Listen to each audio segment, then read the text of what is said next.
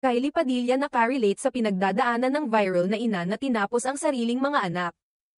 Malalim ang naging pagninilay ng kapuso actress na si Kylie Padilla matapos makarating sa kanya ang balitang yumanig sa Santa Maria, Bulacan. Isang ina umano ang sinunog ang kanyang 3 anak na lalaki bago niya sinilaban din ang sarili. Ang insidente ay iniuugnay sa posibilidad ng matinding postpartum depression na pinaniniwalaang dinanas ng ginang. Sa isang emosyonal na post na ibinahagi ni Kylie sa kanyang Facebook account, hindi niya napigilan ang kanyang damdamin at agad na ikinonekta ang sarili sa maselang paksang ito. Bukod sa simpatiya para sa trahedya, inilahad din ni Kylie ang kanyang sariling karanasan matapos manganak sa kanyang pangalawang anak. Ayon sa kanya, "My last post is very personal to me.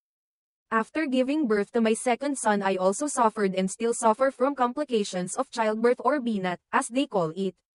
Detalyado niyang ikinwento kung paanong naapektuhan ang kanyang katawan at isipan.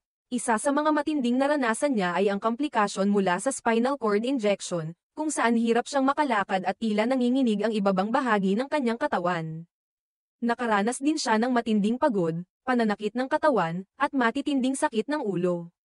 Maliban sa pisikal na hirap, naging mahirap din para kay Kylie ang pagpapasuso sa kanyang bagong silang na anak. Aniya, "I also struggled with breastfeeding my second because he could not suck as well as my first. So all the stress, anxiety and body pain absolutely took a toll on my body. I never thought I would ever recover." Sa dami ng pagsubok, inamin niyang inakala niyang hindi na siya makakabangon mula sa tinawag niyang madilim na yugto ng kanyang buhay. Isa rin sa mga dahilan kung bakit lalong naging mabigat ang kanyang pinagdadaanan ay ang kakulangan ng support system noong panahong iyon. "I never thought I would ever get past that dark place that I was in. My support system then was also lacking." Mahirap ay explain sa mga hindi nakakaintindi ng binat. "Anyway, this post is not about me. I had savings, I had the ability to support myself. But not all moms have this. So I am urging, please push #paid maternity leave and #postpartum depression awareness," dagdag pa niya. Bagamat kinuwento niya ang kanyang personal na karanasan, nilinaw ni Kylie na ang kanyang post ay hindi tungkol sa kanya.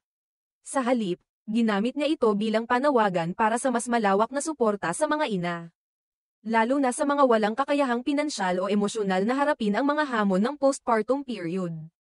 Dahil dito, nanawagan siya na bigyang pansin ang kahalagahan ng #paid maternity leave at #postpartum depression awareness. Aniya, "Mothers deserve time to rest their bodies and minds after childbirth. They deserve to be able to take care of themselves as well as their children." Dagdag pa niya, "We need a world where everyone feels supported, so our moms can better take care of our children." Si Kylie Padilla ay kilala bilang isa sa mga prominenteng aktres ng GMA Network. Siya ay dating asawa ng aktor na si Aljur Abrenica at may 2 anak na lalaki, sina Alas Joaquin at Axel Romeo. Sa kabila ng mga pagsubok sa kanyang personal na buhay, patuloy siyang nagsisilbing boses para sa kababaihan, lalo na sa mga ina na tahimik na lumalaban sa likod ng mga ngiti at larawan sa social media. Ang kanyang mensahe ay malinaw. Ang kalusugan ng mga ina, pisikal man o emosyonal, ay hindi dapat ipinagwawalang bahala. Panahon na raw upang kilalanin at tugunan ng lipunan ang mga tunay na laban ng mga ina, hindi lang bilang tagapangalaga ng pamilya, kundi bilang mga individual na may sariling pangangailangan, karapatan, at damdamin.